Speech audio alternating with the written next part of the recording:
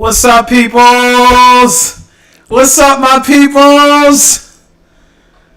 Okay, so let me start with saying that today we're going to finally get to talk about something that I have been teasing over the past few days, and that is how to find what you're really great at. You ever wondered that? What am I great at? Like, what can I do that nobody else can do? Let me start by saying thank you for everyone that listens. I know most of the people that engage with me tend to listen on the replay, but I just want to say thank you. And whatever platform you're catching me on, whether it's live now, Facebook, Twitter, or I keep saying Twitter, X formerly known as Twitter, YouTube or Twitch, or if later on, I think we're on YouTube Live too, by the way, right now. But if you engage with me later on any of those platforms, I just want to say thank you. I don't take it for granted. Thank you for sharing this. My heart is to see this this message of empowerment get out to the world. This is the good news. So every time that you are sharing, liking it, sending it out to somebody, you're a part of spreading the good news to someone. Someone somewhere. So today we're going to talk about how to find what you're really great at. How to find what you're really great at.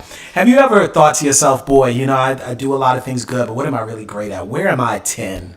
I want you to know where you're at 10, and this is what we're going to focus all on today. There's something about you that's different, unique, special. I know you've already heard that, but the question is, how do you leverage that for your practical benefit?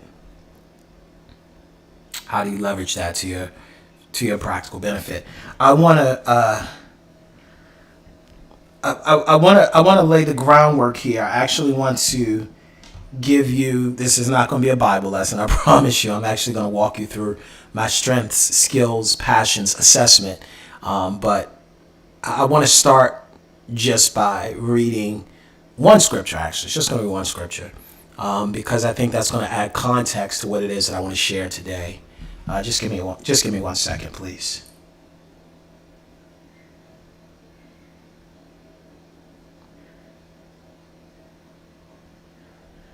Okay, I'm good. We're good. All right, so let me go ahead and read the scripture. All right, so what I'm going to read to you.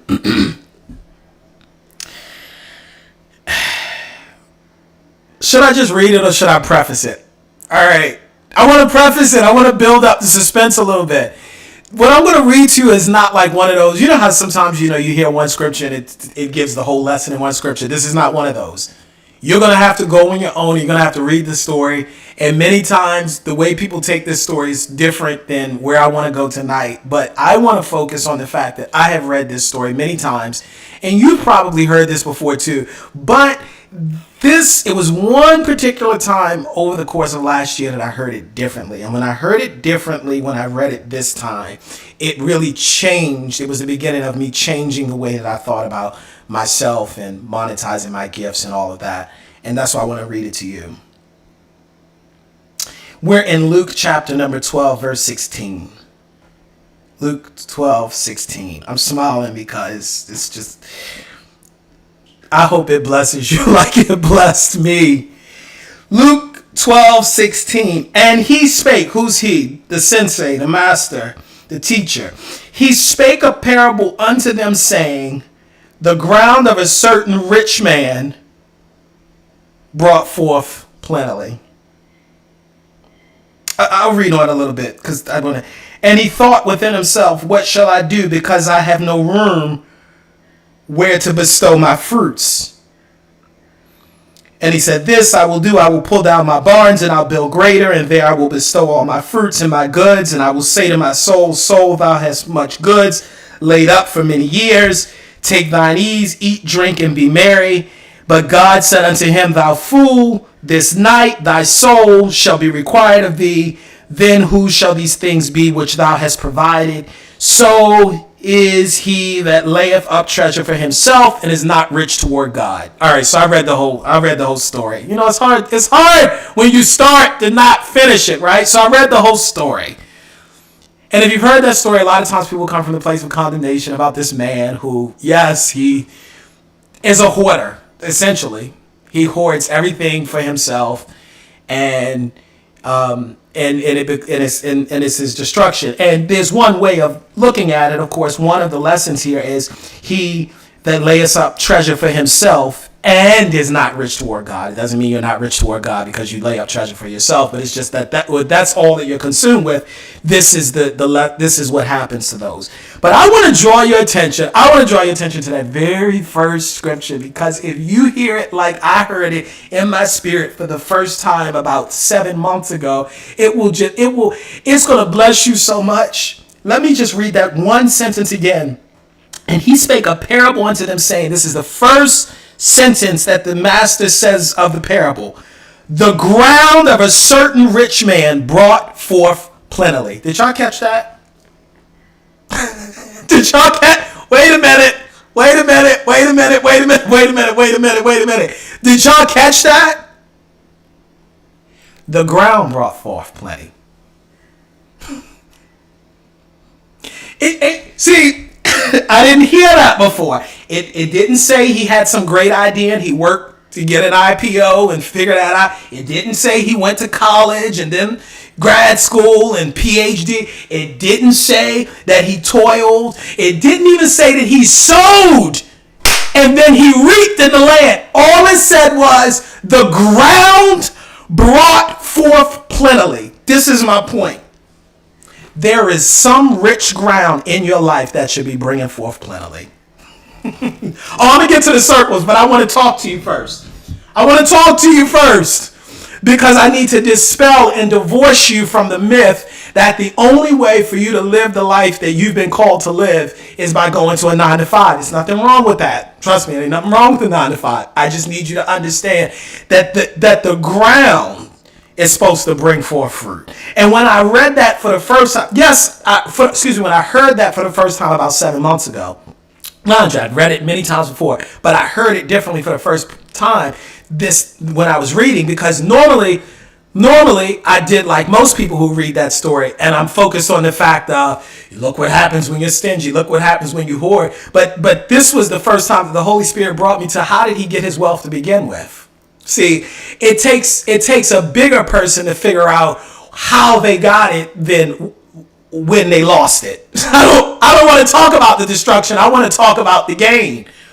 It was the ground that brought forth plenty. I said, ooh, I didn't catch that before. It was the ground. So what am I trying to say to you? We're going to be talking over the next 20, 30, 40, 50 minutes. I don't know how long I'm going to go. I don't know. I'm just going to go as long as I want to go. All right? We're going to talk tonight about what is the rich ground in you that should be bringing forth plentifully. All right. Everybody has a rich ground in them. I want you to say that with me. I have rich ground. I am rich ground. I am rich ground. Bob Proctor, who I introduced you to 2 nights ago, go on my Facebook or go on my YouTube or go on my Twitch, go on something and catch what I talked about too. We were watching it together. I introduced you to Bob Proctor because one of his books is You Were Born Rich. You were born rich. Now, you may be short on cash. You may be trying to figure out what your dollar situation is, but you were born rich. And I'm going to show you tonight, you were born rich. There is some level of potential. There is some level of promise. There is some level of gifting. There is some level of skill that you have, that if you unwrap it, that if you unravel it, that if you discover it, that if you till it, that if you cultivate it, that if you nurture it, that if you get mentorship about it, that if you get schooling with it, that if you cultivate and develop it, it's going to bring forth fruit. You were born rich. So what do I want to talk today about? I want to talk tonight about how to find the hidden you. The hidden you. Did you hear me? The hidden you. Not the you that you already feel like you know. I don't want to talk to that you. I want to talk to the you in you that won't let this live go. That you. That you that knows that there's more for you. I want to speak today to the you that's trying to confront the shadow you. That's what I want to talk to the real you. I want to talk to the real you that's driven by purpose. The real you that really knows at the core of him or herself that there's something that I have that can change the world. The real you that still believes in the magic and the promise and the uniqueness of who you are. That's who I want to talk to tonight. I don't want to talk to what you dress up with social media. I don't want to talk to what you put on as a corporate face so you can walk into the office. I want to talk to the real you tonight. May your real you confront you, your shadow you. May your real you confront the you that you stitched together, leaves on top of, because you were concerned about what people would say and if you were and what people would think and how people would react to you if you really showed up in the world and how you are. So what do we need to do? First of all, I want you to grab a sheet of paper. I don't want you just to listen to this. I want you to be a doer of the word. I don't want you just to be a hearer tonight. I'll wait. Like with a cat, what you're saying is special. I'll wait. Yeah, I want you to get some paper. I'm teaching tonight. I'm teaching. There's something that's in you that's going to change the world. There's something that's in you that refuses to die. There's something that's in you that's full of potential and promise. There's something that's in you that is waiting to come out. There's something that's in you that's boiling and exploding. That's where the frustration is coming from. I want you to bring it out. There's something in you that's expanding and expansive and refuses to be confined by the present circumstances of now. That's what I want to bring out. That's what we're talking about tonight. So I want you to get a sheet of paper. And I want you to do it one of two ways. Either A, you can do it the way that I have it here on this screen and draw 3 big circles or overlapping circles. Or you can just take the paper, turn it lengthwise or widthwise, so it's wider rather than longer. And put 2 lines so it's separating that wide paper into 3 different columns. You can do it one of 2 ways, whichever way makes more sense for you.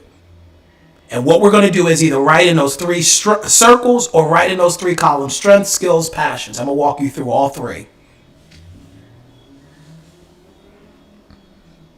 Why am I doing this? Because the more we know ourselves, the more that we love each other, the more that we're kind to one another, the more that we see the goodness and promise in one another.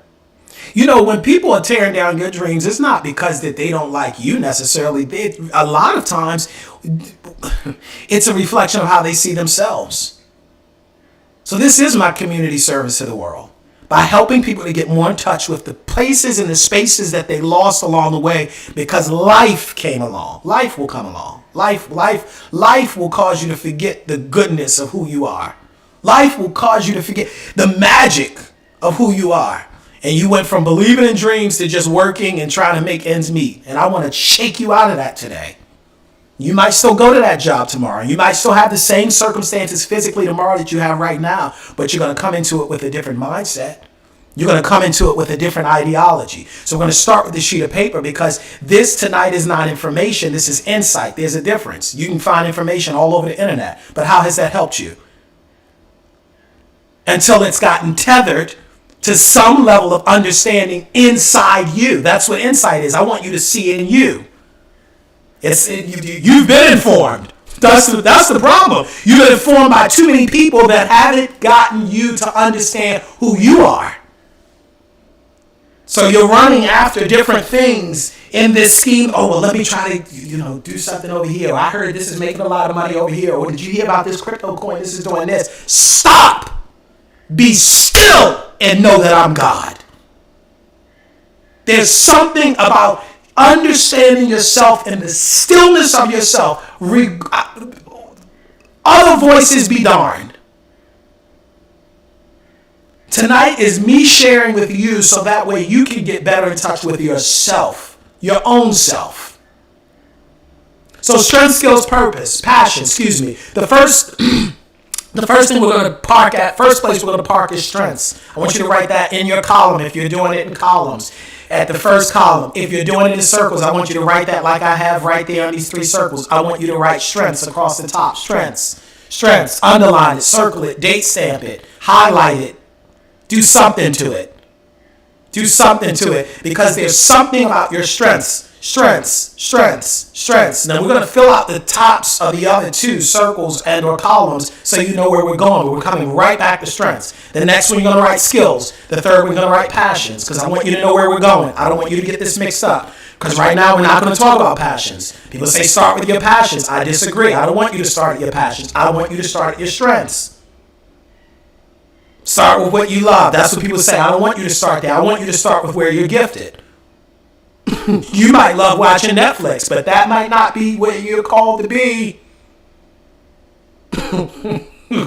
Okay, so I want you to write strengths, skills, passions so you know where we're going tonight, but I want you to stop at strengths. I want you to park there. I want you to park there. Your gift will bring you before great men. Your gift will get you noticed. Your gift will cause people to turn and look at you. So, when I was younger, I grew up in Baltimore for the first 13 years of my life. And I was about 7 or 8 years old, and my mom we got a cat. And, I liked that cat. We had that cat until we left Baltimore to come to Virginia. Really wish we could have brought him to Virginia, but that's a whole nother thing. But I love that cat. I just love that cat. And cat was obviously much closer to me than it was with my mom. But I didn't realize it at first as I was younger when I first got the cat, 7. And as I got older, 8, 9, 10, I realized my mom it wasn't just that she didn't really deal with cat that much. She didn't like the cat. Well, why would she get a cat? And finally, I asked, why'd you get a cat? You don't really like cats. It's clear you really don't like cats. Still, she don't like cats to this day. She said, yeah, but I like mice less. What am I trying to say to you? When you are operating your gifting, people will call on you, even if they don't like you, because you are solving a problem for them. Did you catch that? That wasn't me just giving you I wasn't talking about Baltimore and cats and mice for the sake of Baltimore and cats and mice. I was trying to give you an analogy. That because a cat knows its purpose, and a cat just cats. You see, a cat we're the only species on earth that tries to figure out what to be. This is our frustration. This is the human experience. What am I supposed to be? A cat will never have that issue. Cat's nature is to get high. So guess what cats are doing? They're climbing and trying to get high. You can do whatever you want. You can spray them with water. You can smack them on the nose. You can do whatever you want. Yes, they're going to keep getting high because that's their instinct. I'm talking about strengths. What is your instinct? Right? Instinct under strength. What are you instinctually led to do? Stop letting people talk you out of what you're good at. That's the problem. People keep talking you out of what you're.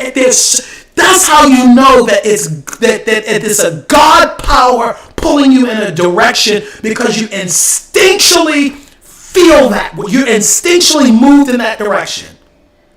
Some people are they're more instinctually leaning toward art. They just draw. In their spare time, they're drawing. That's instinct. Where is your instinct? I want you to write instinct under it. When we talk about strengths, really what we're talking about is what are you innately gifted in? Not skills, not what you learned. It's what you're innately gifted in. Nobody had to teach my cat how to cat. Cat's cat. And this was the funny thing. I think this is why my mom didn't like the cat. My mom was trying to get the cat stopped trying to kill the mice, but don't be jumping up on me. But the cat would hide up. You had a cat, you know what I'm talking about. Would hide up in corners and under the skirt of the table, and my mom would walk by, come by and snag at her skirt or snag at her stockings and do something because nobody had to teach that cat. That was the only cat we had. It wasn't an older cat that had to mentor the younger cat. The only reason people need mentorship is because we get lost. Listen to me. We get lost in the world of all of these other voices that we get led astray from who we were supposed to be. But the cat didn't need to be mentored because the cat knows what the cat's supposed to be, and the cat's never trying to be anything else. There's something that you're instinctually gifted to do that will solve a problem that will keep you paid. That's what I'm trying to get to. I'm not talking about cats and mice for the sake of talking about cats and mice. What is it that you do that will cause people to call your phone even if they don't like you? Even if they don't necessarily care for you, but you're solving a problem. But we can't talk about problems, we talk about your potential. That's been the issue.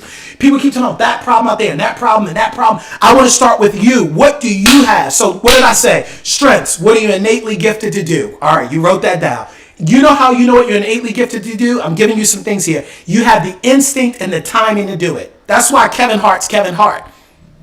He knows it's an instinct to be funny, and it's a timing to how to tell a joke. It's a timing. You know that. You've told a joke and it's gotten, maybe people have laughed or they haven't laughed, or you've heard another person tell a joke and you're like, their timing is off. It's not what they said. It was the timing that was off. It was the timing that was off. It's not just about the speaking. I'm talking about timing and intuition. Some people, they just know how to cook. See, some folks, they cook according to the recipe. Other people cook according to what's in the refrigerator.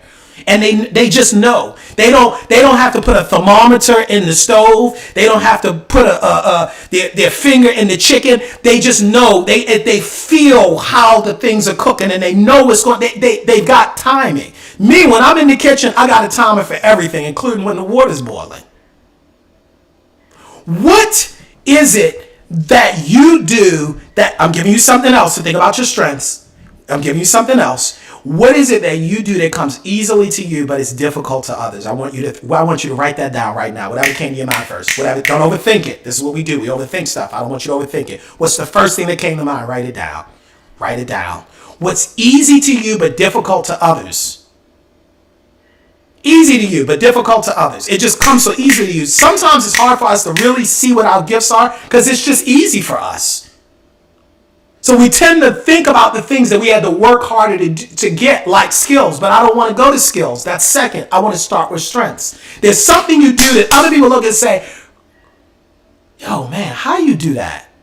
Or girl, how do you just do that? And you don't even think anything of it. You just plaited the hair. You plaited the hair while you were watching TV and on the phone arguing with somebody, and they trying to figure out how you did it better than someone that went to school with it, because that's your catting. You see what I'm trying to say? There's something that you have that's different. But we tend to overlook that because somebody told us that you were never going to get paid doing it, or it wasn't good enough, or who you know that does that for a living. So we put it to the side. This is what you're going to do tonight. You're not going to do it now, but you're going to do it tonight. In that circle of strengths, or in that first column you wrote strengths, you're going to write down 21 things that come to mind in your life that you do that comes easily to you but difficult to others, that nobody ever taught you. Nobody ever had to teach you. It just came to you. Now you may have been taught it later, but I'm talking about the things that just were easy and it just came to you and you just do it. Write it down. I want you to write 21 things because I don't want you to stop at 2 or 3 things. Can I put in a commercial break here? When I teach this class, whether it's at universities or it's conferences, or sometimes I'm teaching it for people who are coming out of prisons or bad situations. Sometimes I'm teaching it for students who are launching into the world. Sometimes I'm teaching it for educators who want to equip the people that they are teaching. It amazes me that people will stop after 2 or 3. I can't think of any more. Really? You're going to give up on yourself that easy? We're not talking about studying Napoleon's life and Caesar and George Washington and who the 25th president of the United States was. This is you now. If you're going to take your life to the next level, you're going to have to learn to study you. Weren't we just watching Oprah last night? She talked about being a great observer of her life. How can you be an observer of your life if you haven't studied it? One of the things my spiritual father always says, shout out to my spiritual father, Bishop Banks, he says the unexamined life is not worth living. I know he didn't come up with that. I think it was Aristotle or Plato, but he repeated it. And I know it's not a scripture in the Bible, but it completely aligns with the word. Study to show yourself approved. That wasn't just studying out there. Study you. Study yourself. Study the moments in your life. What are the times where if I'm talking to you and you're 15, 16, 17, and look, that's great you're listening to me. Keep this on the back burner and learn What am I trying to say? Hold on to what I'm telling you. This part that I might say here might not apply to you. But for everybody else, if you have more than 25 years on this earth, then you need to start looking at your life like a study book. Start seeing where are the places you win. Where do you win consistently? That's what I'm trying. This exercise is all about getting you to think differently about yourself, to start blueprinting your life, to start getting an understanding of what's the rhythm, what's the flow, what's the themes, where do I win?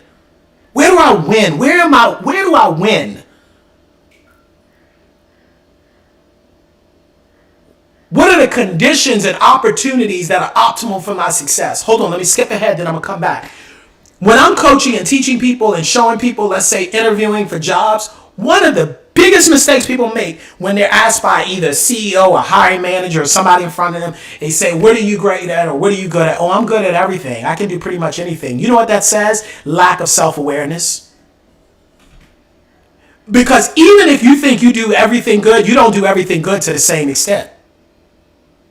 So something you do where you're just absolutely incredible. Why is that important? Because everybody that is a hiring manager, a CEO, a manager, a leader, an executive, a coach, they want to know where best to place you. Now, of course, the great leaders are going to be able to perhaps see something in you you don't see in yourself, but that shouldn't be your whole life. You should be able to come to the table and say, this is where I succeed most. Now, I can do anything. I'll wash the floors if you need me to wash the floors. But if you're looking for me to really help you with your business, if you're looking for me to really thrive where you are, if you're really looking for me to do the best, this is my skill set. This is my strength set. This is where I win.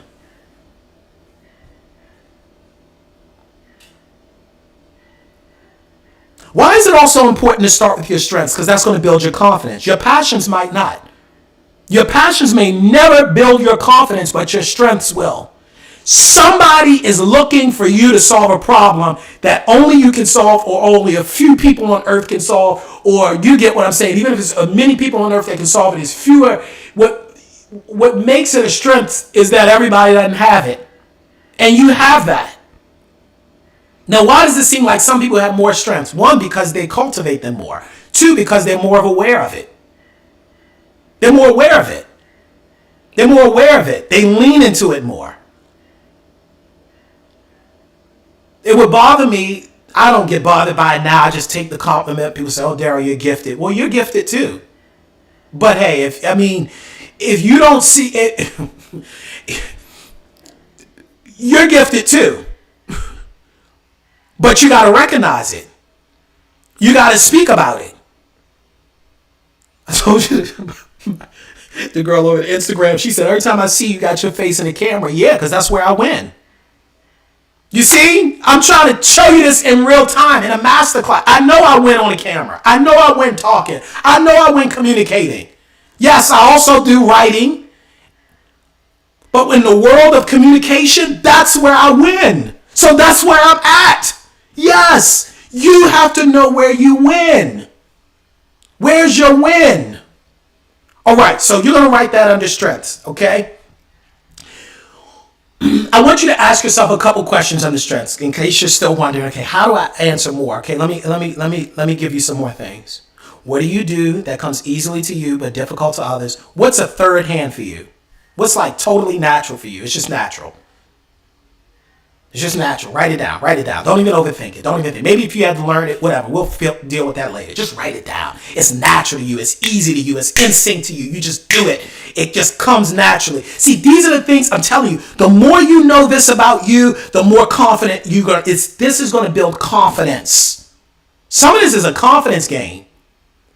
Sometimes people have been beat down so much by life and you ask them, what are you great at or what are you good at? And the look in their eyes just breaks my heart. And it's like, we got to deal with that, because until we deal with that, you're never going to really see the outpouring in your life that you want.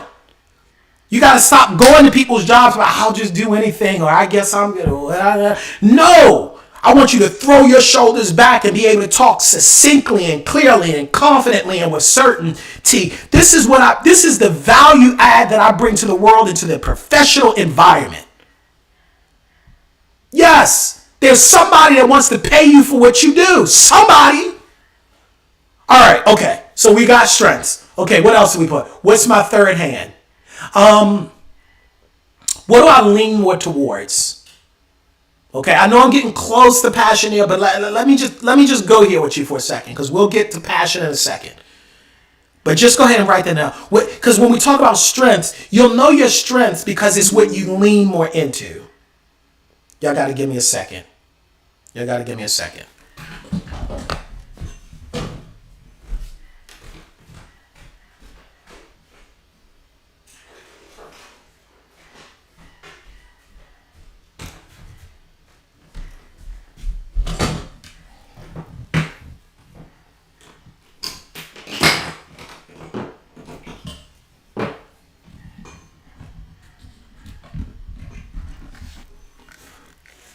I hope this is helping somebody. I hope this is helping somebody.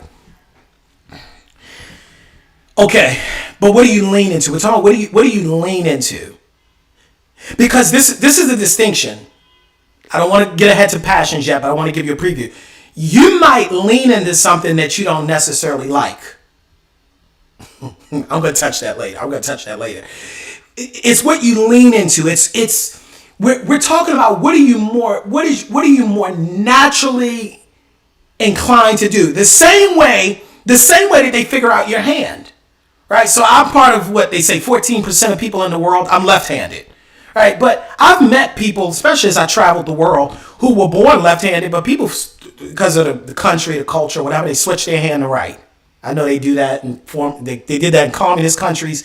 I think they do it in some Arab countries. I'm not quite sure, but I know I've met people who are like, yeah, I was born, they say left-handed, and then they switch my hand to right. But can I tell you something? Nobody's born right-handed or left-handed. You're just born with the inclination. Now, with the freedom of movement and the freedom of to be how I lean, then I kept that inclination toward my left hand, and over time people said I'm left-handed, but that I wasn't born left-handed. You get what I'm saying? No more than you were born right-handed. That's just what your lean was toward, and over time you pulled more toward that. Just like you lean more in a direction toward what part of your body you use more. Isn't that amazing? Your hand, your foot, your arm. I'm trying to give you, as above, so below. As below, so above. What am I saying? As in the physical, so in the metaphysical. That means that there are gifts and the arenas and things even that you think about that you're pulled more in a direction that even your siblings and other people around you aren't. You need to pay attention to that. The fact that you might have a bubbly personality and you're just funny. Some people are just funny. They're just engaging. They're charismatic. That's just what they are. That's a strength. Some people are introspective. They have the ability to think on something for a very long time and come up with an idea, come up with something that's going to change the world. So let's not make it change the world. That change someone's whole life the way they said something, or it changed. It's just introspective. That's a strength. You got to pay attention to what you lean toward. Can I just say something? Part of the problem with the educational system in America is that we try to push everybody toward these few different careers rather than seeing the different ways in which the Godhead expresses itself in people and then just tethering skills to that. Instead, we do it the opposite way. We need this many scientists. We need this many mathematicians. We want this many people in entertainment. So we're going to push people toward these different careers. So we try to mold ourselves, or let me say it differently. We try to fit ourselves almost like a square peg in a round hole rather than being in the places we were supposed to fit. We fit in places we weren't supposed to fit rather than just being expansive like we were supposed to expand. And the ones that are expansive in the world, we tend to call those folks celebrities because those are the ones you can't put in a box. Those are the ones you can't. I mean, what are you going to say about Taylor Swift? She's a singer? Well, she's more than a singer. She a businesswoman? She's more than a businesswoman. She a producer? She's more than a producer, right? She's all these different things because we're all that. I am that I am. That's you too. There's so many things that you are. I'm not talking about the roles that you play now. That's what the roles you play. It's what I am. I am the strengths. Oh, I'm saying a lot here. But your strengths is the way that the divine I am in you is expressing itself in the world. That's why some people are just more gifted with music than others. They're just more gifted.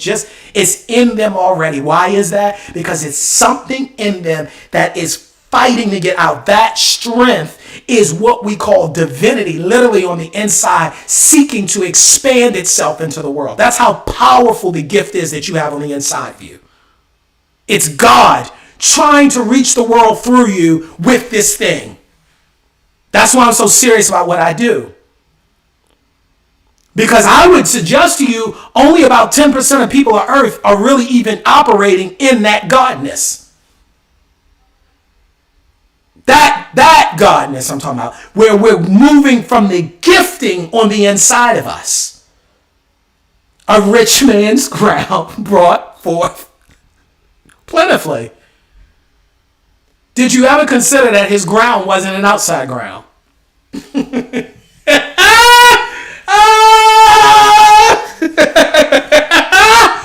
Oh, somebody's going to get delivered tonight. Somebody's going to get transformed tonight. Somebody's going to be saved tonight in a different way, because you're going to get saved from this idea that you needed something else out there to complete you. You might need something out there to cultivate you. Listen to me. But you don't need something out there to complete you. Within every seed, listen to me, people. Within every seed, listen to me. Within every seed is the power and the plan of manifestation. All that it needs to do is to be put into good ground and watered, cultivated, and fertilized for it to grow. You are yourself a seed. Now, we're going to get to cultivation. We're going to talk about schooling. We're going to talk about mentorship. We're going to talk about training. We're going to talk about apprenticeships. We're going to talk about internships. We're going to talk about practicing. We're going to talk about ways of cultivating the ground. But you are yourself a seed.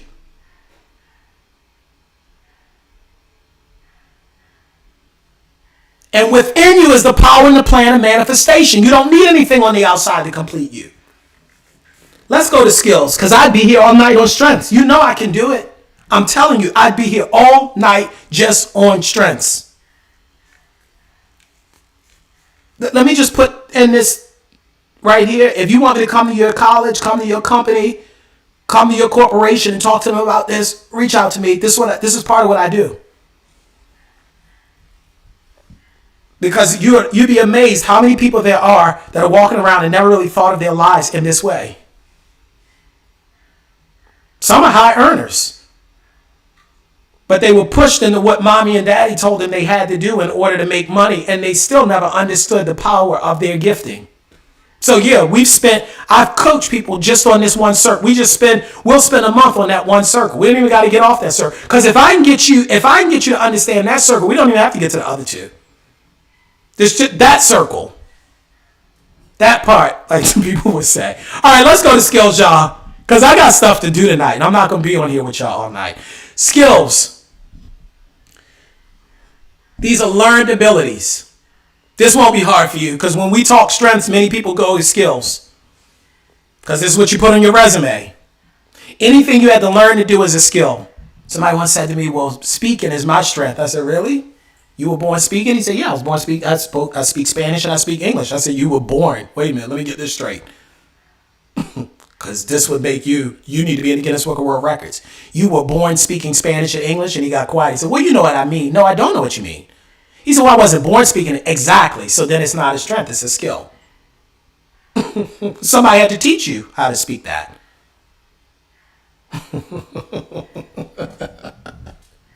He said, my whole life I thought speaking was a strength. I mean, you can call it a strength, but not you can call it strength for your purposes, but for our purposes here, innate abilities, if you had to learn it, that goes in the skill column.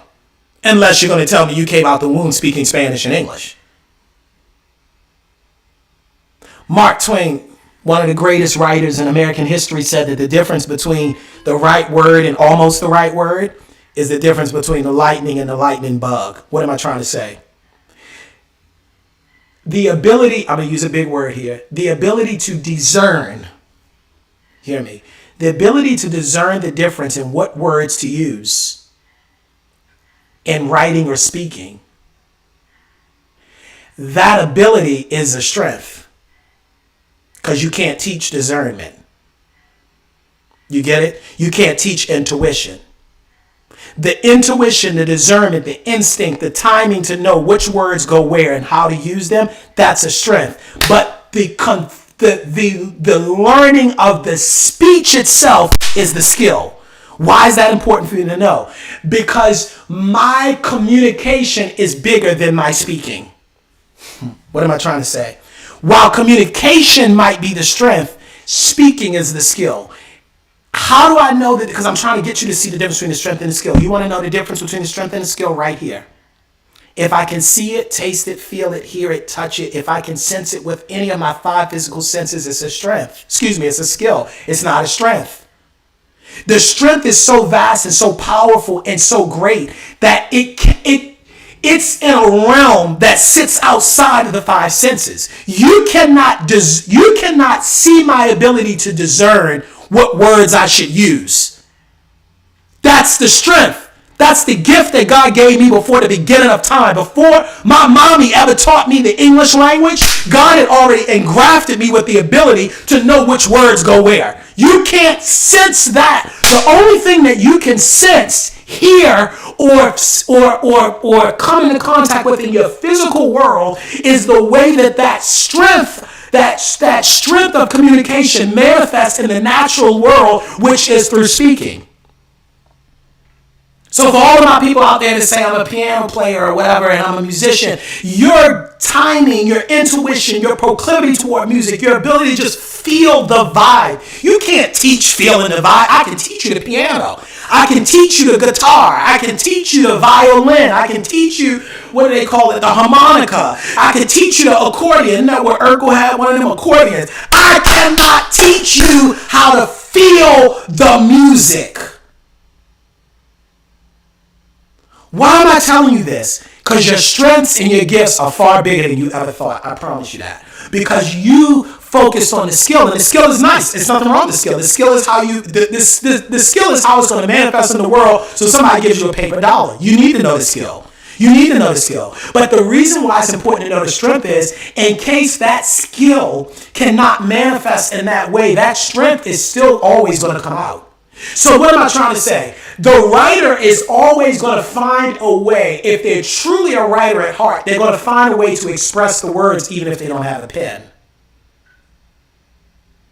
Because the writing is only the skill, but the gift of communication and the lean toward making what's inside come out on the written page or come out in some way, in a way that people can see visually, that strength is going to get expressed some way.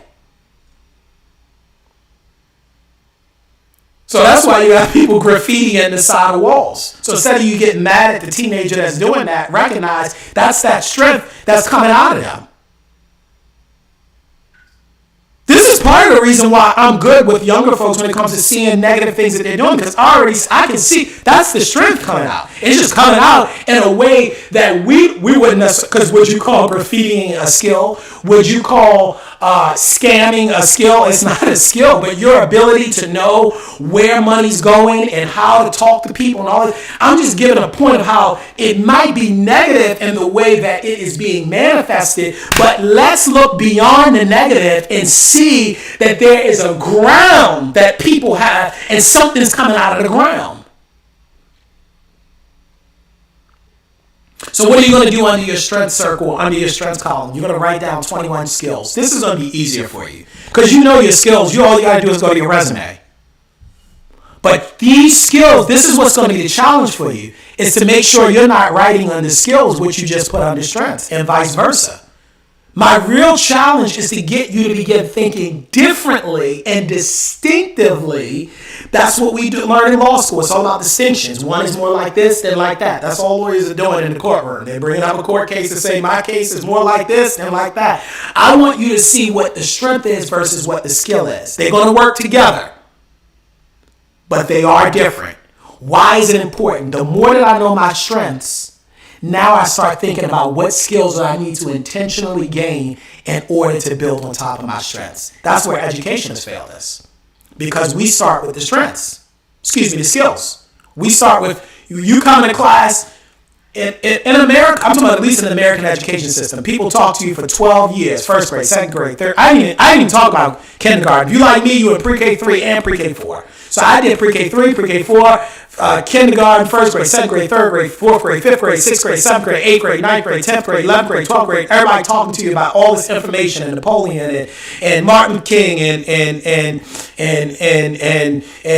George Washington and calculus and the Pythagorean theorem and water and ice and gas, and I think they added plasma by the time I was in high school. They told us they were 9 planets, and they said, well, it's not 9 anymore. And it's like all of this stuff, and I'm not saying all this stuff is nice, but you can condense all of that nonsense. Give everybody that in the first 3 years. Stop giving people information for 12 years, and then you still come out and you wonder why you have a problem getting a job, because you still don't know what you're called to do. You go to most schools in America, and I'm not talking about at 12 now. Okay, let's make them older. 16 years old. What are you going to do? I don't know. People look like a deer in headlights. The first time you've been asked that question. Why? Because you've been stuffed with education, which isn't real education. It's education with a little e, not capital E. Education, which is really just information, spitting it out on tests. How many people were in World War II? How many, sides were there? Which countries won? What were the dates? All of this stuff that you could just call up on Google anyway. And you never learn how what you have tethers to the world out there. So then you spent 4 years in college and $150,000 in debt, and you came out of that still not knowing.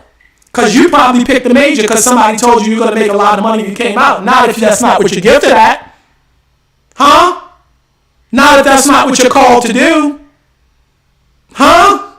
Not if that's not where you are leaning toward.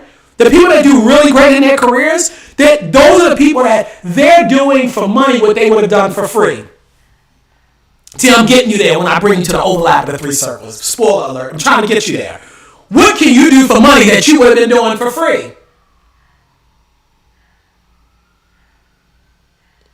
Now, I'm not saying you start there. All I'm saying is at some point, we got to move into the place of purpose. And so for a lot of people hearing me, this way of talking is foreign because you're still trying, even academic advisement in college. How many times do they break down and say, let's just talk about what you're good at. Let's start with that. And a lot of times it starts with, okay, we got 4 years to get you the heck up out of here and find you a job. So it's all around getting you a job. You know, let me tell you something nicely, respectfully. Listen to me here. Between you and me, the only thing that is absolutely certain, talking about you. Your work is the agreement you make. You do your work. You're right. You're gonna be looking for Jack Daniels to comfort you at night because you haven't done your work. And what I am focused on tonight is to get you to start thinking about what's my work. Well, my work is the place where I'm naturally gifted in. My work is the place where I have skills in, and they overlap with passions. All right. So before I get to the overlap, let me come to passion. Wait a minute. Did we finish skills? If you're into skills and you're writing that down, you're going to be thinking about things. What are the things that I'm really good at?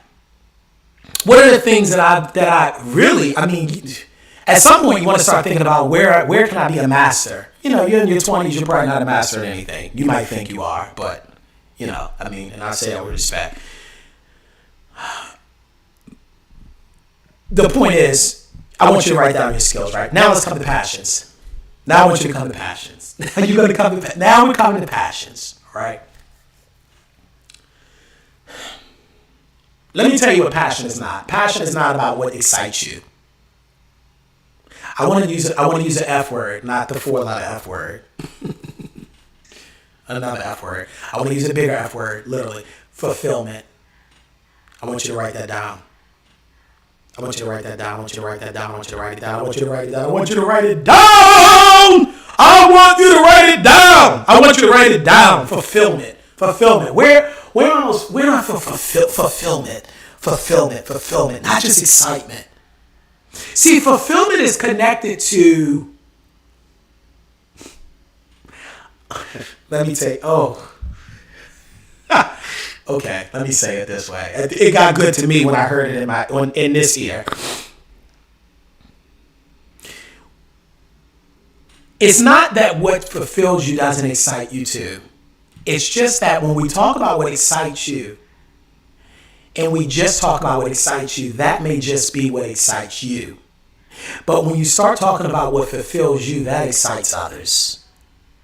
Did you catch that? What you know is fulfillment because somebody else walked away better, higher, smarter, greater, inspired, educated, more fulfilled. That excited them. That's when you know you've reached fulfillment.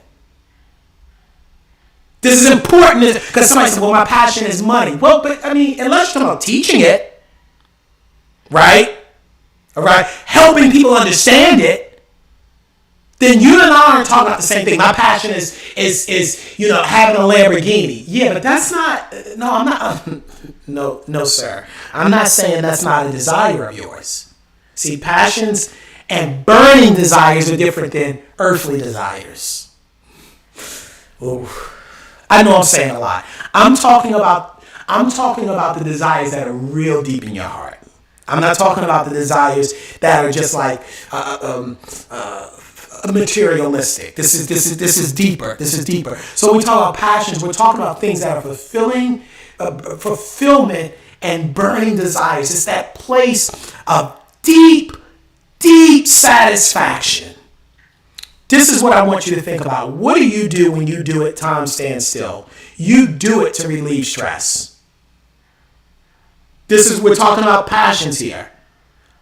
I always mention this whenever I'm doing a seminar because I just love doing it. I love talking about it. There are people that cook as a passion. For me, cooking is stressful. I'll be like, you relaxing? I don't be like, they just need to relax, so they cook. And I know people, they cook everything in their house. They're stressed. They're going through something. I cook everything in my house, I'm probably going to be more stressed afterwards. You hear what I'm saying? Because that's not the way I relieve stress.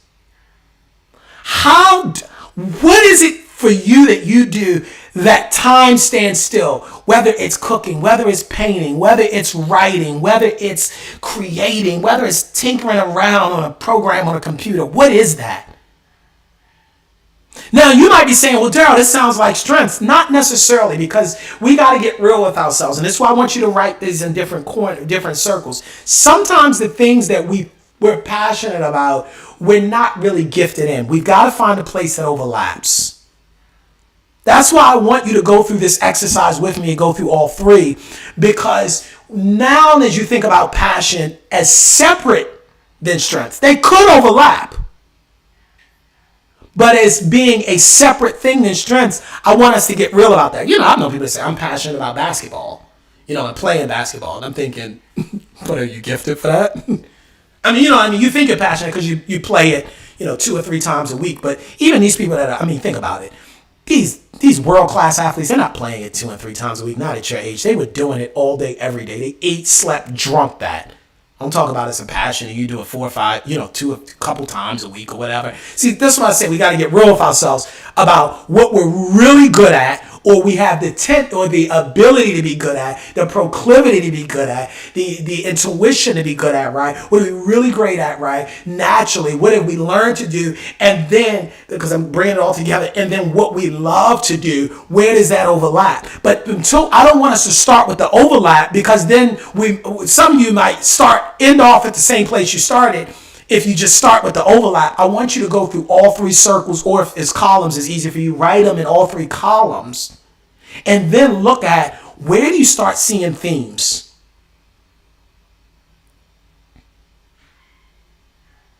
What's the most important circle? The one we started with. First things first. That's why I started you there first. Because your gift's going to make room for you. Your gift is going to be the thing that gets people to notice you, not your passion. Your passion, see, this is why it's all important, right? Your passion is what's going to help you to push through the hard times, as that's inevitably going to happen when you're pushing through the hard times of trying to get your strength to show out into the world. That's where the passion comes in. Because the times when the money isn't coming in, right? Or the times when things aren't right. Or the times when you had to shuffle to go from this city or that city, whatever, right? The fact that you love it anyway, that you desire to do it on a deep level anyway, is going to let you keep pushing through.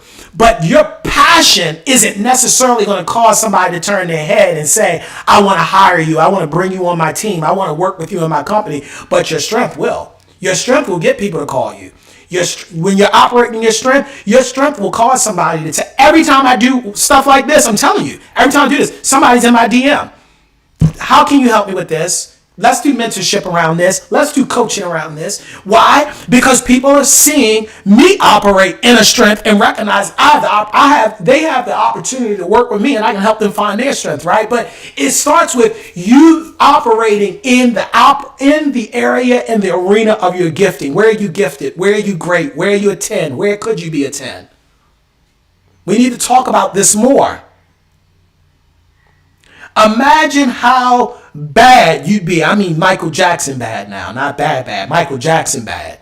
You would be if you were super clear on the place of where your strength, your skills, and your passions intersect. Because where that aligns, where that intersects, where that overlaps, where they all come together, that place in the middle, that's your place. I'm telling you, that's your place.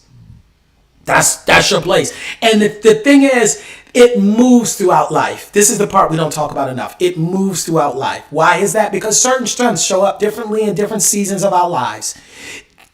Our passions change over time. Some of the things that brought us fulfillment in our 20s and 30s may not bring fulfillment in 50s, 40s and 50s and 60s and 70s. That's fine, because we're a moving ball as well. We're moving, right? The cloud is moving over our heads, literally. So we have to be attuned and adept to that and discerning of that. But the point is, we should be continuously assessing, where am I great? Where could I be great? Where am I a 10? Where could I be a 10? Yeah, I might have to take a job at a 5 now. I get that. I might have to make ends meet at a 3 now. I get that. But where could I be a 10? That's what I need to be. On some ways, I should have some skills that I am intentionally building around that. See, I want to start the strengths because I want to build that. I want to build skills around the strength. The strength is the foundation. The skills is what I'm going to build around it through mentorship, through coaching, through schooling, through programs, through certifications, through practicing, through all the things that I'm going to have to do, through books, through reading, through podcasts,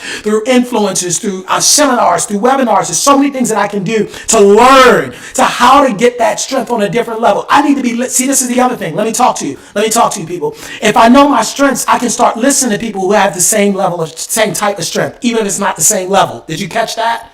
It was a young lady that I was talking to in one of the seminars that I did this with recently, and I said, you have a gift like Oprah. You have a gift of making people feel comfortable. She does. It's not just the gift of talking, right? It's just the gift of making people feel comfortable around you. I didn't say she was operating on the same level as Oprah. But the fact that you know your gift is going to open doors. Can I tell you something? Somebody that listened to me this long, this is going to be payoff, because I'm going to give you something right now that I've never said on any public podcast before or broadcast, but this is just for you who's maybe listening or will listen and get to this point. See, there is power in being a part of what God is releasing. This is what I want to say to you, because this is for somebody that's going to say, I want a mentor. How do I get a mentor? Can I tell you something? A mentor is you on another level of your gifting. Did you catch that? A mentor is you on another level of your gifting, not necessarily you on another level of what you might have. This is where we make the mistake. So we see people that have what we have and we want them to mentor us, but that's the wrong way of going about it. You need to be looking for people who have the type of gift you have, even if you have a total different level. Get around them. Learn how they're doing it. I have a friend, right? She's in acting. She's in modeling. She's extremely beautiful. A beautiful woman. So she's in, acting and modeling and singing and, that's just like her world. And I was talking to her recently. She said, yeah, I got paid to do not security for Taylor Swift's concerts, but be one of the people that I guess does the ushering or whatever. And she was like, wow, that concert was amazing. But I'm like, I was thinking as she was telling me this, you know what? How beautiful of it is for you to do that. I'm not saying that, no, she didn't get Taylor Swift to be our mentor, but just to get in the arena, literally, with someone who's operating in the same gifting that she has, or a similar gifting. Somebody has the exact same, but a similar gifting just at a different level. That right there, you don't realize the spiritual implication of that. When I was like in my college years, one of the things that helped me, college, law school, I was always trying to get around people that I felt like were speakers, leaders. That was my thing. Every time that there was somebody, I mean, I'd knock you over to get to where, because I wanted to be in the room. I just wanted to hear. So I hope that blessed me. That right there, I hope blessed me. I never said that quite before because I think that there's a confusion around finding mentorship. People are looking for people that have what they want to have. And that's their way of trying to like reverse engineer it. But what they got came from the gifting on the inside of them, right? And the rich ground. This message is all about the rich ground. What's the rich soil in you that's going to grow and bring forth something? So if you really want to get next to somebody to teach, coach, guide, and mentor you, you don't necessarily get next to somebody who says they have a Lamborghini and I want a Lamborghini too. No. I want to get to next to somebody that I see that's operating at a higher level of the type of gifting that I want. All right, I just felt the need to say this all comes out of just knowing that one circle. I mean, I'm trying to get you to strengths, skills, passions, and the overlap. But even if you just stop on circle one, you're going to get further than most people. Because right there is where a lot of people fail. I'm telling you, in the hiring question, in the interview, you'll know it. And somebody listen to me, you're going to remember it the next time somebody asks you, okay, tell me about yourself. That question on an interview is not, well, you know, I have a dog and a cat, and I grew up in Tuscaloosa, and my dad bought a boat when I was 15, and I decided, no, they want to know what can you bring to their company. They want to know how have you had success in the past. They want to know why they should sign on the dotted line and give you paper dollars for you to be a part of their venture, their company, their team, their whatever that their organization, their entity. This all comes out of note to your own self be true. Study to show yourself approved. Study yourself. So when someone says, tell me about yourself, you have 20 years of experience doing this. I have 10 years of experience doing this. For people that didn't, this is one of the things I would help people to do. How do you talk about your strengths? One guy, he said to me, he said, well, you know, I built my first computer when I was 10 years old. I said, that's what you started an interview with. Are you kidding? Talk to me about what you're so good at that even if I coach somebody 20 years, they wouldn't get as good. He said, well, I don't know, though, because I'm not necessarily going for a computer programming role. Yeah, but okay, there's still a way to talk about it around technical. What are you going for? He said, well, it's not computer programming. I'm going for IT. That same point. You're not going for barbering. You're going for IT. When you walk in that room, you say, tech is in my blood. My first computer I built when I was 10. Come to find out, the more I talked to him, his father built computers. His father's fathers built computers from the country they were from. I said, you need to talk about that. Why is that important to a CEO, an executive leader, someone that even wants to partner with you, do business with you? Because I always want to work with people who know what they're great at, what they're good at, what they're naturally gifted in, what runs in their blood. And if you know it about yourself, you're 9 times more, I made that up, 10 times maybe, whatever. You're much more likely to be successful when you know it, you're confident about it. Because there are some things that you can't teach. And if you know about yourself what somebody else can't teach, that's valuable. That's valuable. My mentor told me that. My mentor 5 years ago said, Daryl, you should be making 6 figures a year with the gift of speaking. You should make 7 figures a year with the gift of speaking. This is what he said to me. I'm going to be honest. When he first said it, I'm thinking, that's nice, man. But he's encouraging me, right? So I appreciate that. I didn't know who he was. I didn't know he built a $300 million company when he told me this. Until he said this part. He never told me about the $300 million part. I had to look that up. He says to me, he said, I know it because I pay people in my company to do what you do. And you can't teach what you have. You hear that? There's something you have that somebody else is looking to throw money at, and they can't teach it. No, I did not work for my mentor. We've never entered into any employment relationship or anything like that. He just mentors me. But the point is having the wisdom of someone to look and say, Daryl, I see what you're doing, and I see what, because he's a believer as well. He was funny. He said, going to church with your Bibles is not the way you reach the revenue goals that I know that you can reach. And he says, this is what you should be leveraging. You have this gift that God has given you. This is how you leverage it in the marketplace. There's something you have that you should be leveraging bigger in the marketplace. That's what I'm trying to get you to get to. All right. So strength, skills, passions. We're almost through tonight. All right. I hope this blessed you. I really do. Strength. So where do my strengths, my skills, and my passions intersect? That's the question for tonight. That's what I want you to be thinking about. Well, Darryl, I ain't got time to think about it. If you ain't got time to think about it, then I don't know what to tell you. You see what I'm saying? Because this is your life. This ability to be able to think and observe and study your experience such that you can come to a clear answer about strengths, skills, passions, and where they intersect is going to be the game changer in the next season in your life. I'm telling you it is. I know it will be. Imagine how much more confidence now you have when you're able to talk about this is what I'm great at. And I'm just talking strength now. And this is what I can do. You can't teach anybody to do this. Then you talk about your skills. See, because so let's go back to the young man that I was coaching around, chilling. Yeah, I built my first computer at 10. My family. So if you're going to talk about your family coming from, I think his family came from Lithuania, then tether it to why it's important in the professional space. Remember I told you, because people start off, I got a dog, a cat. I'm being facetious, but people will bring up personal stuff. They want to know how is this bringing value to the marketplace, right? So anyway, then I was able to show him, okay, then you move from, and because I recognized at an early age, I love computers, I'm gifted at computers, I'm good with programming, I learned this. I got this certification, right? Now we're talking skills. And I taught him how to list those things. See, this shows a high level of self-awareness. What you're saying is, I thought deep enough about what I came pre-programmed to the earth to do. And on top of the pre-program that I came on earth, I built on top of that program skills and lessons that tangibly help me more creatively and more effectively leverage that in the world. That's essentially what my skills are. And then passions, I love it. I love it. I absolutely enjoy it. Where does it overlap? Now, I'm going to give you something where the three things overlap, and I want you to write this down.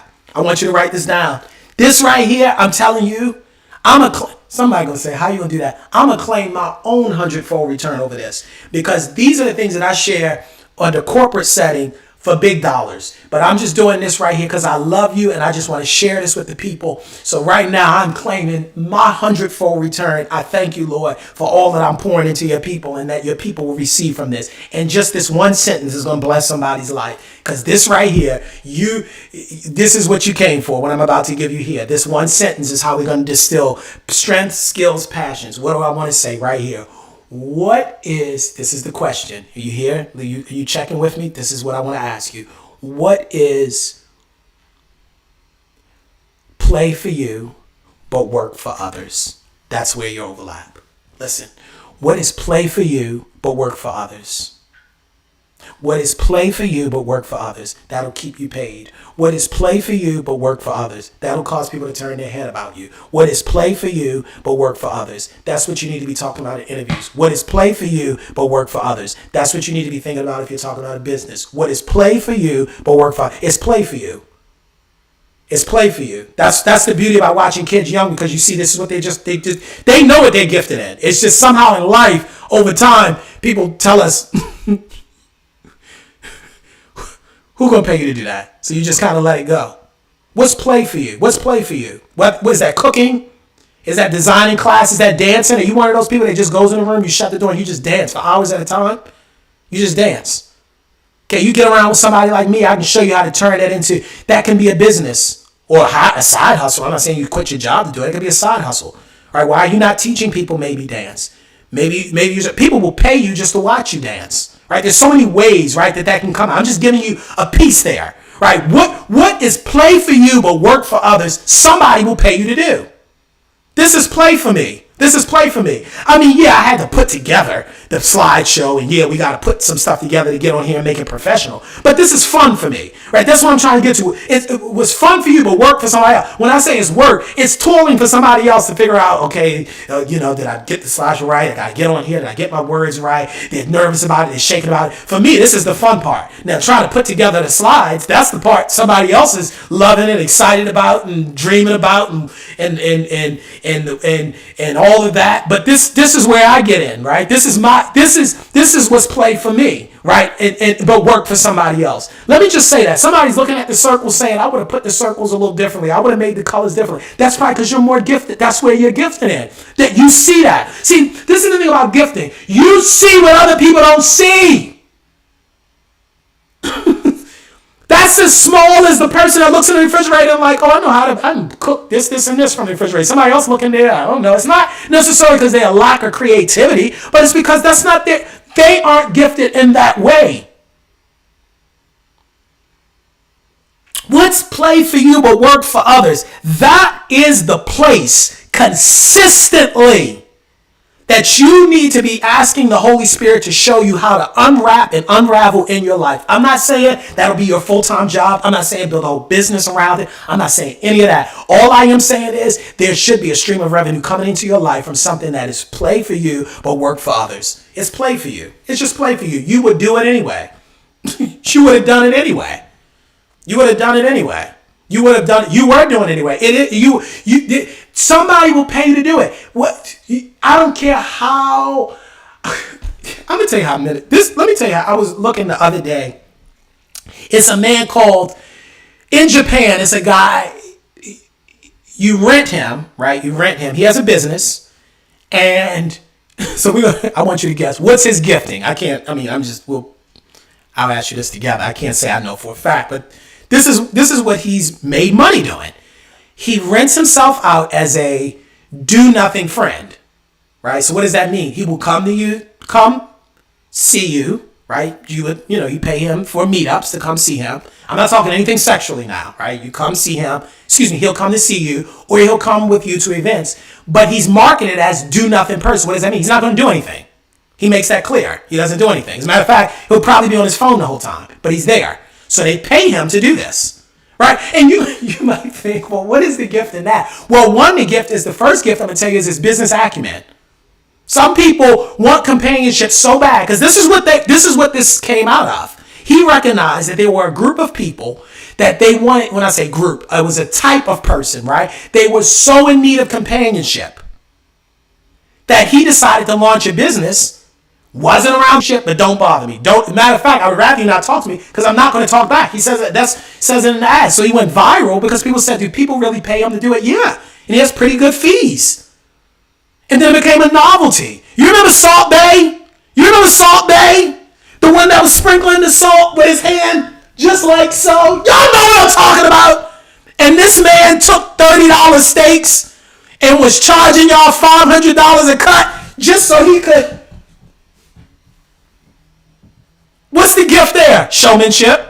I don't know. It may be cooking too. I'm not taking that from him. Showmanship. It's nothing against that. That's what P.T. Barnum had. Some people have that gift. They have that gift of big lights, big tents, big action. They know how to take something and market it. That's marketing. I'll call myself Salt Bay and I will sprinkle the salt just like so. I'll go to Fine Fair, stop, shop, and save, and get the cheap cut, but you won't know it because by the time I finish salting it, right? I'm not mad at him. I'm just trying to show you that when you get in tune with the power of your gifting, there's so many ways that can come out. Don't even get me started. I know I mentioned P.T. Barnum. P.T. Barnum is the one that created what we call today the circus. Now I know the circus has gotten outlawed for the most part. All he did was figure out people want to see novelties. Him, Ripley's, the guy who created Ripley's Believe It or Not, they were all on that same wavelength. Now we have discussions about exploitation and all that, but all that aside, it's just the point of coming up with this idea. People want to see something. So all I'm going to do is I'm going to find things anyway that people turn their nose up at. And And I'm going to bring all of this right into one arena, and I'm going to pay people I'm going to charge people to come to see it. I want you to, Jay Wrigley's gum. You know why Wrigley became a multimillionaire? It wasn't because the gum was so good. He came up with one idea. He decided he would go store by store and ask the stores, can I put my gum right next to your register? Stores were like, I mean, sure. If you think it's going to sell more, nobody else has stuff next to the register. And he was the one that was the first one to come up with the idea to do that. Why do you think, especially like 20 years ago, the only things that were right next to the registers were magazines and gum? Because Wrigley's was the first. Now you go to these stores and they got bears and popcorn and shirts and all this stuff in the aisles, because everybody kind of figured out that if you can position what you have differently, that could change the whole game. But I'm just trying to show you how it's not necessarily this is the power of knowing what's play for you but work for others. It might be marketing, right? It's like P.T. Barnum. It might be something that's not so take P.T. Barnum. It wasn't necessarily the orchestrating of the show. It was the marketing to know what would be a show. Right? It's a fine distinction, but it's a big distinction. Let me give you another example. Jay Hines. Jay Hines was the one that created what we call Heinz ketchup. You know why he became a multimillionaire? It wasn't so much because that he created ketchup. I mean, that was part of it. But what he did was he put ketchup in a clear bottle. Now we take that for granted. Well, like, what does that mean? A clear bottle. Well, in his time, people put sauces in dark bottles. Why? Because a lot of times, this was before the FDA came into play, right? A lot of times people put all types of stuff in their sauce. They didn't want to have it in a clear bottle because then you wouldn't buy it. So Heinz came up with this idea, not so much to create, and he didn't create ketchup, by the way. All he did was adapted a French sauce, catsup, C-A-T-S-U-P. That was, a Japanese fish sauce called catsup that he had seen in Japan. They brought it here to America, right? Adapted it, made it a little more red, called it ketchup. But the real beauty was, he said, we're going to put it in clear glass bottles so people see what they're getting before they get it. Before you knew it, food all over the country was doing the same. They were doing it with relish. They were doing it with mustard because they recognized there was beauty in the transparency. Right? So that's a gift in him seeing what people didn't see. Ford. It wasn't just that, and he didn't create the car. There were cars before he came along. What he did was found a way to mass produce it. The car wasn't really what he invented. It was the mass production, the assembly line, which goes far beyond cars. Assembly lines are used in everything, from the phone to chips put into your phone to the way your glassware is made. He was also the one that came up with the 24-hour workday, 8-hour shifts. Believe it or not, before then, people worked different types of hours. Mostly people worked 10. You got to think 5 and 10 hours. He was the one, because he came up with the assembly line, he also recognized there was a need for 24-hour workers, 24-hour working. So he decided, let's split up the time, 24 hours, 8-hour shifts. What am I trying to show you? So it's easy to look and say, well, he had a gift for creating things. Well, did he have a gift for creating things, or did he have a gift for bringing forth ideas? Because he didn't create the car. I already explained that to you. What he did was create the concept for the assembly line. What I'm trying to show you is your gift will make room for you, but maybe it's not what you thought it would be. What's play for you but work for others? What's play for you but work for others? What's play for you but work for others? What do you do and it's fun to do and it's relaxing for you to do and you get some level of satisfaction to do? But it's work for others, right? That I'm trying to get you to the place of the overlap where your strengths, skills, and passions are. Now, this is where I'm going to end. I know we're an hour and 20 minutes in, but thanks for tarrying with me, right? This is where we end. This is where I want to end. I want to say shout out to Sister Angie over at Truth and Life Family Ministries. I'm super grateful to her for having said something to me. Basically, I won't share what she said. She gave me a thought, and this was the thought. My thought is, I never really talked. We're not going to do it today. This will be another time. I never really have talked about how their spiritual gifts, or what they perceive as spiritual gifts, relate in the natural world. I want to just say this. I'm going to get to that at another time. I'm not going to do it today. I'll just set that as a preview. I'm going to tell you, it's not going to be tomorrow either, but we're going to do it. Let me just say this. There's no such thing as a gift that's either spiritual or natural. Every gift's spiritual. How do we know it? Because every gift came from above. Right? And I can show you that, right? That the gifts descended when he ascended. Right? So the gifts are spiritual. But isn't your discernment to know what ingredients work where over an open fire or a stove, or the ability to know what to say and how to say it to soothe someone's heart, or how to work with someone's body who's maybe been in a car accident to help them to get mobility again? That's spiritual. I didn't say it was religious. See, this is where it gets hard for some people to see. Well, how can it be spiritual if I'm not in the church? No. I don't want you to think of it like that. I don't want you to think of it being spiritual as in it has to be in a church. I never said that. It has to be in religion. No. All I mean by spiritual is it's metaphysical. It's bigger. That's I already shared with you. That's what makes it a gift, because it's not something that is tethered to your five senses, or even something that your five senses can readily ascertain, not without it manifesting as a skill. It manifested as a skill. See, the gifts were given unto man, but they had to be cultivated in man. Because the seed is sown, but it's not the seed being sown that only matters. It's the receptivity of the ground and the cultivation for the flourishing.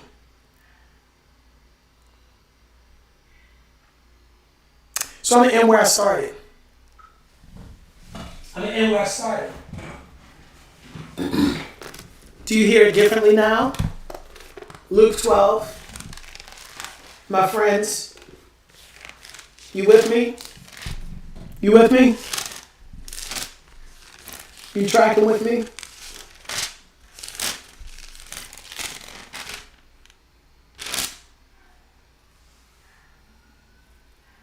The ground of a certain rich man brought forth plentifully. Think about that.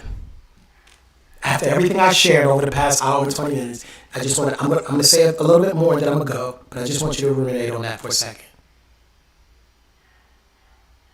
I want you to just think on that. I want you to pause on that. The ground of a certain rich man. Do you hear it? The ground brought forth plenty.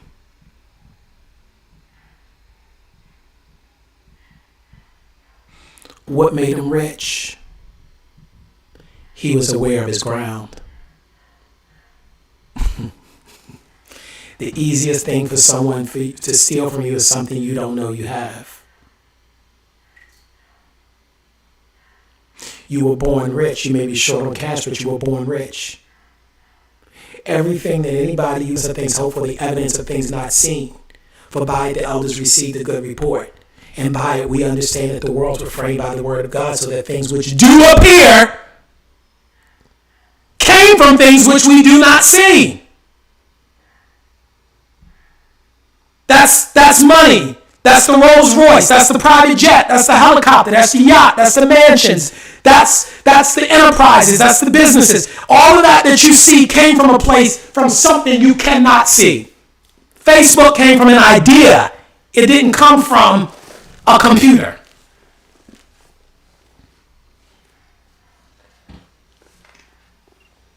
The ground of the rich man brought forth plenty. What made him rich was that he understood his ground. Every time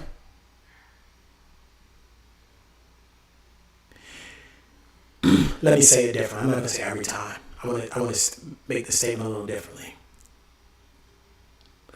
Oftentimes, when there was lack, The man of God would say to the person, what's in your house? What do you have?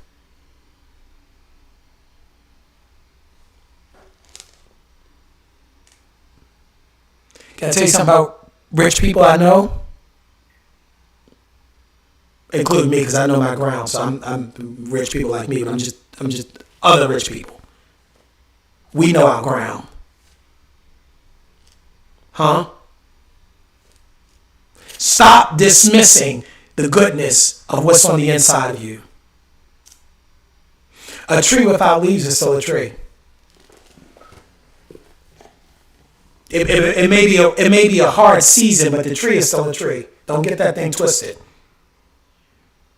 The ground of a rich man brought forth plenty. What would your life look like if your ground brought forth plenty? How do I know he had to be aware of it? Because he had to cultivate it. We tend to only cultivate what we're aware of, what we appreciate, what we respect. Somebody else will. I need to get closer to the mic, so I want to make sure you heard me on this. Somebody will take your hand and do more with it. You ever been playing spades with somebody? You know, you had a partner and playing against a team, and then at some point, your partner got to get switched out. No, the partner had the same cards as the other one, but they doing better with it. Cards didn't change, but they doing better because they know how to play a hand that the other one didn't know how to play. Huh?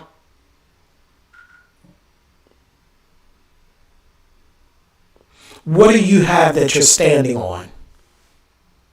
Ooh!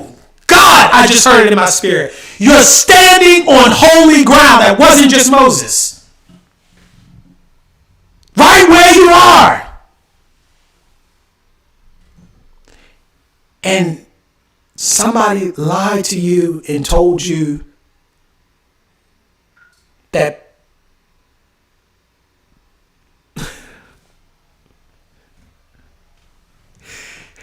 that people got rich because they went to work. Or even they had a big idea.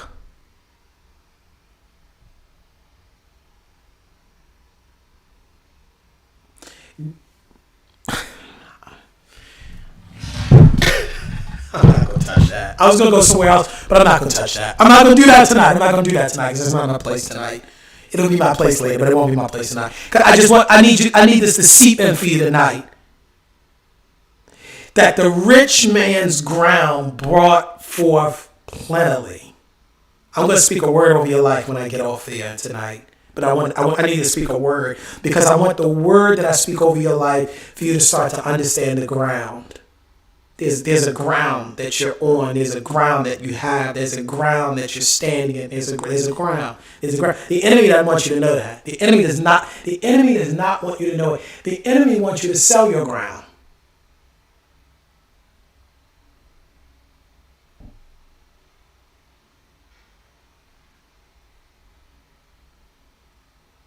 You know how many people there were that sold land and later just to find it had oil, that it had diamonds,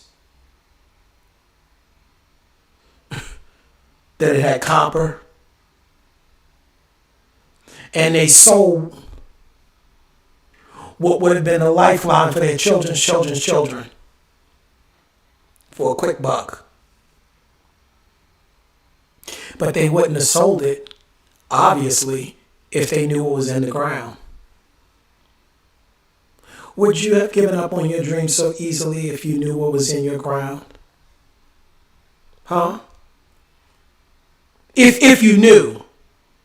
See, that's the hard thing. Because we live life forward, but we only learn from it backwards.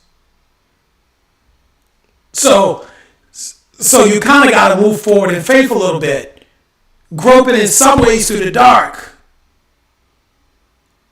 Trying to find the treasure, but this is what I'm trying to say to you. There's something in your ground that will bring forth plentifully. And the beauty is, this is the beauty. This is the beauty. This is the beauty. And then I'm really gonna go after this. This is the beauty.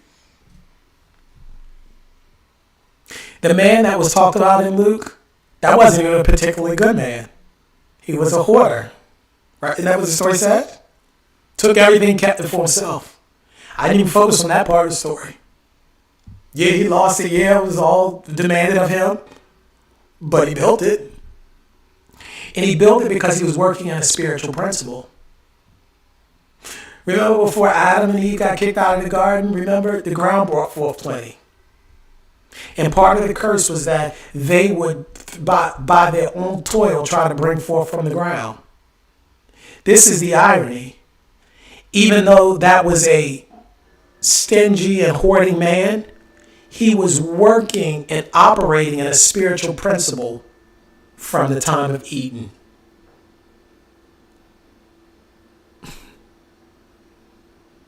Oh, Daryl, somebody just gave him that land. Well, somebody gave you something. There was ground that somebody gave you, but maybe you've given it away, or you've overlooked it, or you haven't tilled it. Having inherited it, or him having been given it, does not change the fact that at some point he had to have appreciated it and cultivated it in order for it to have been brought forth plentifully. And this is the irony. Even though he was a wicked man, because he understood a spiritual principle, he stayed abundant. And the only way that he was going to lose his abundance is for him to lose his place on earth. You notice that? Because as long as he was on earth, he was going to always operate in abundance because he understood a spiritual principle and didn't even know God.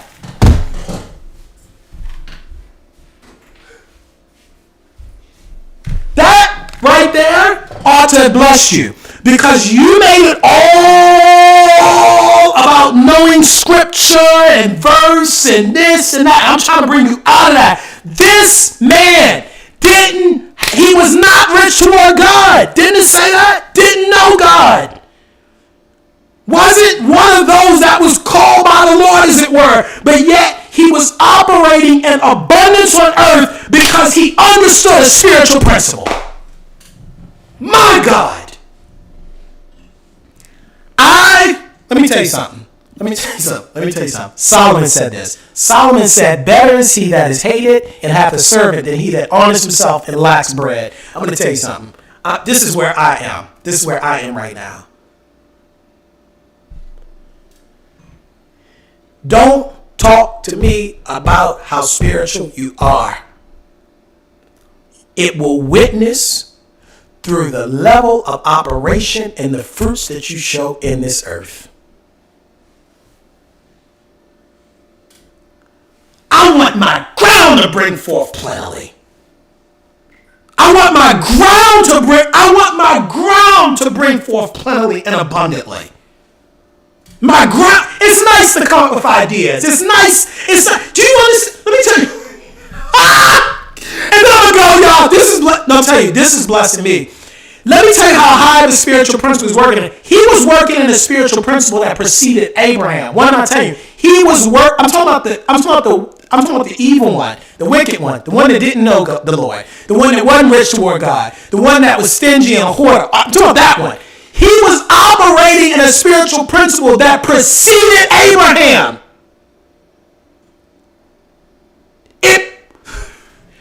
What am I trying to say? Why am I saying that? He was working in a spiritual principle that was operating in Eden, which was just understanding the power of the ground, and the ground brought forth plenty.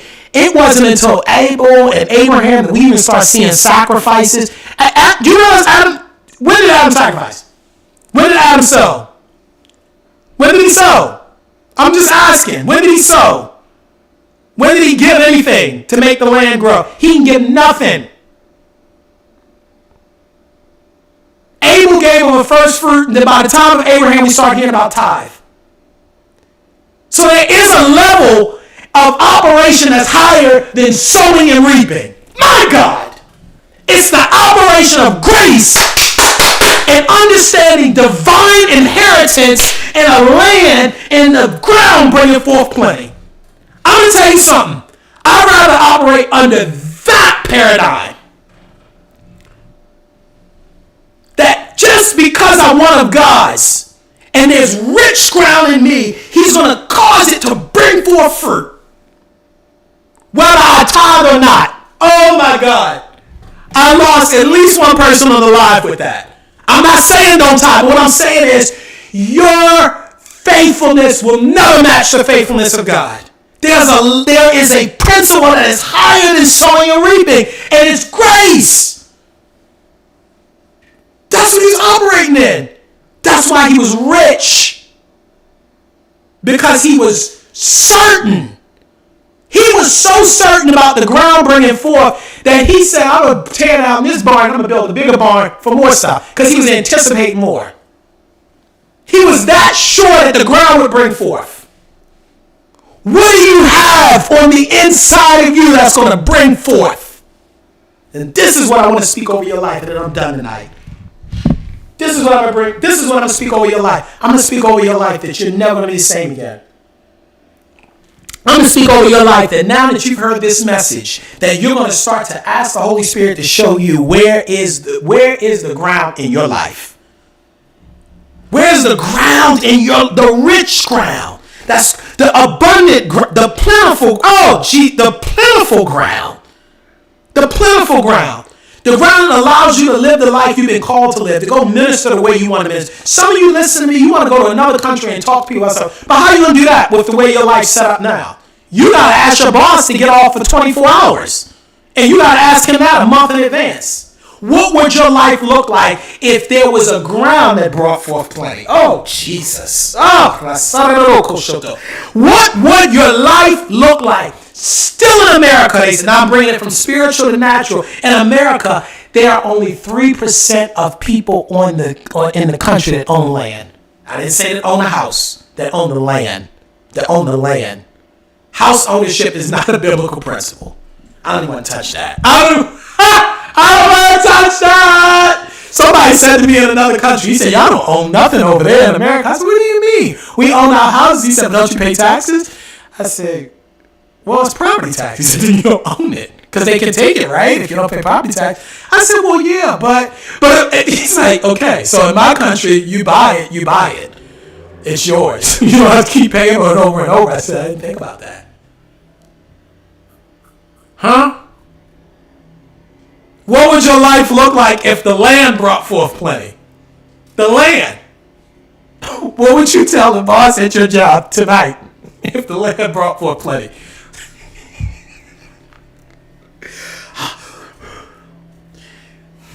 I'm going to speak over your life that you are going to seek to operate in the same spiritual principle of the man from Luke 12. I said all that for an hour and 37 minutes on this live to get you right here.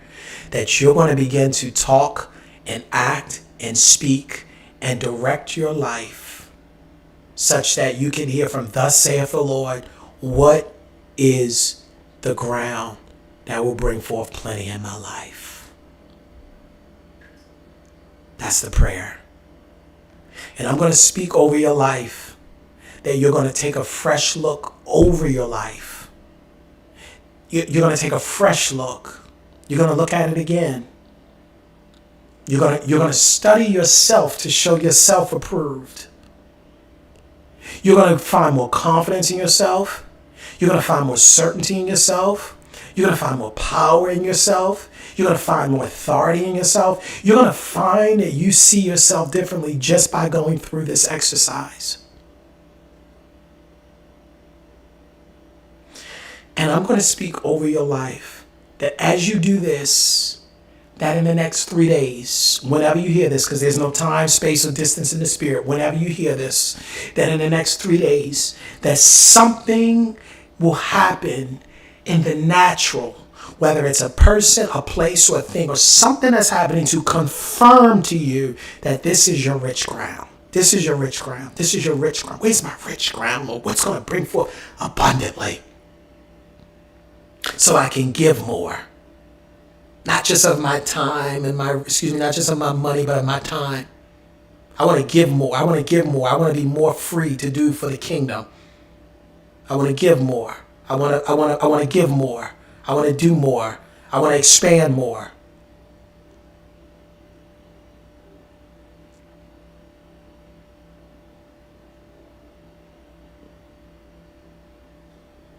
The ground brought forth plenty. The ground did. The ground brought forth plenty. The ground brought forth plenty. The ground brought forth plenty. And I'm going to speak. That you're going to start seeing yourself as rich. I was going to say as a rich man, but you get what I mean. Maybe you're a woman listening, but you get my point. This is gender agnostic here. As a man thinketh, my God, in his heart. In his heart. Not as it looks in a man's bank account. You missed that. As a man thinketh in his heart. In his heart. In his heart. In his heart. I've been around people that they were 2, 3, 4 million down, but they saw themselves as rich because they said, I'll get that back, because they saw that in their heart, that I am wealthy, I am prosperous, I am abundant, I am the head and not the tail, I am above and not beneath, I am the lender and not the borrower, I am blessed and highly favored, I am God's chosen vessel, I am an instrument of the divine, I am one with God, I am that I am rich. I am. I want you to start I aming that. I want you to I am that. I want you to I am that. I want that to be what you tether your identity to. That I am one with the divine. In every way that the divine seeks to expand through me, I am allowing myself to be used so that the way the world can be benefited through my expansion. Spirit is always seeking to express himself fully and expansively through you and in you.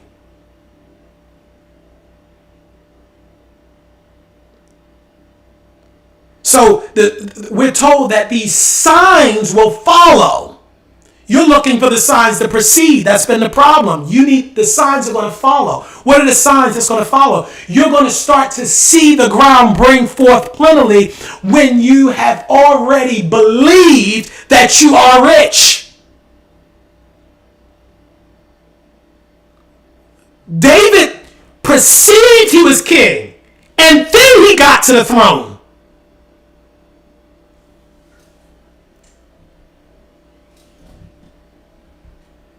And the money. He was all Solomon's money. Solomon had a lot too, but David was extremely wealthy and was not born into that. That's what came with being the king.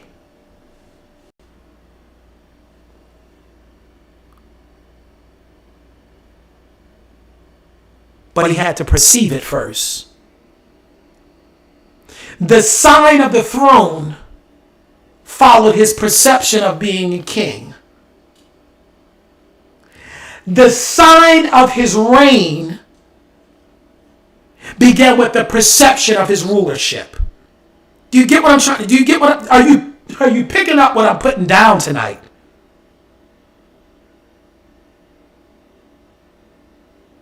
So every time you're saying words that are coming up against, I'm gonna use a new age way of saying it, but get where I'm trying to go. Don't lose me here. Every time you are using words that are negating the positive energetic vibration of wealth, abundance, prosperity, greatness, hope, faith, and expansion, it's frustrating that spirit which is seeking to expand itself in you and through you.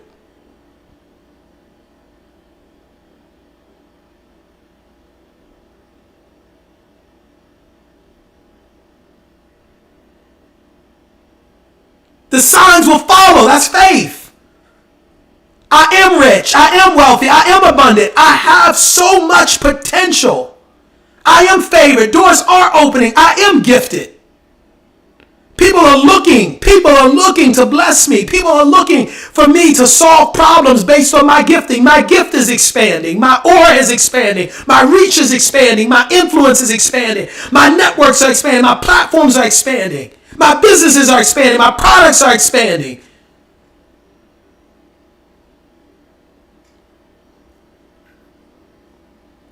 I want to speak wealth over your life. Wealth, not from the perspective of how many paper dollars are in your bank account. I'm talking about wealth from the ability to have freedom of time, location, time, location, and movement. I want you to have the freedom to go where you need to go and to be where you need to be and to do as you please so you can do the work of God on earth. It is God that gives the power to get wealth so we can establish His covenant on earth. There's a covenant that needs to get established. This isn't about playing patty cake here on earth waiting to go to some heaven in the sky. There is a covenant. There is a covenant. There's a covenant, people. There's a covenant that needs to be established. And it takes us to recognize the rich ground that's in us so it can bring forth fruit and bring forth plentifully so we can do what we're supposed to do with the resources. What's your next step? Well, your next step is filling out these 3 circles. You want to get connected with me? Get connected with me. Let's talk. I want to help you think differently and deeper about your life. I want to help you discover the hidden you. I want to help you find what's on the inside of you that got lost, that got locked out, that got ostracized, that got dismissed, that got overlooked, that people said wasn't enough. I want you to tap back into that. I want you to lean into your natural, God-given, divine power that is seeking to expand itself into the world, because that's the rich ground that's going to bring forth great wealth for you. That's what's going to change the dynamic of the immediacy of now.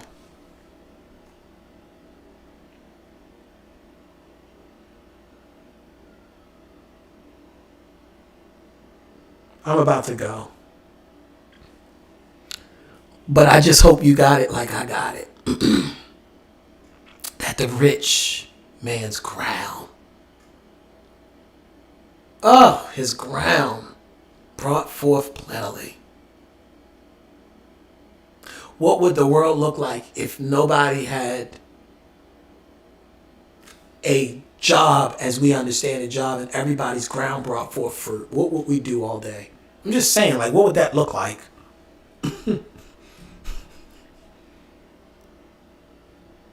What would your paradigm be? Your ground brought forth fruit. I watched a show on a lady. She bought a plot of land, and the land ended up having oil that a neighboring company that was drilling happened to find on her land. So, of course, they had to pay her for it. I mean, if she gave them rights, because she gave them rights to the underground, she gave them rights to mine on her land, and they pay her a percentage. She gets a royalty check of $70,000 every single month. And they ask her, when you get $70,000 as a royalty check every single month from land that you sit on, how has that changed your life? She said, in every way you could ever imagine. Yeah, $70,000 every month. They said, do you still work a job? She was, yes, I go to the job because I like doing what I do. But $70,000 every month is coming out of just the ground. Just the ground. It's just coming out of the ground. It's coming out of the ground. Plentifully.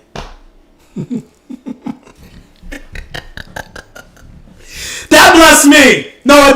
That scripture blessed me, and I hope it blessed you. All right, let me go, y'all. I love y'all. Stay blessed.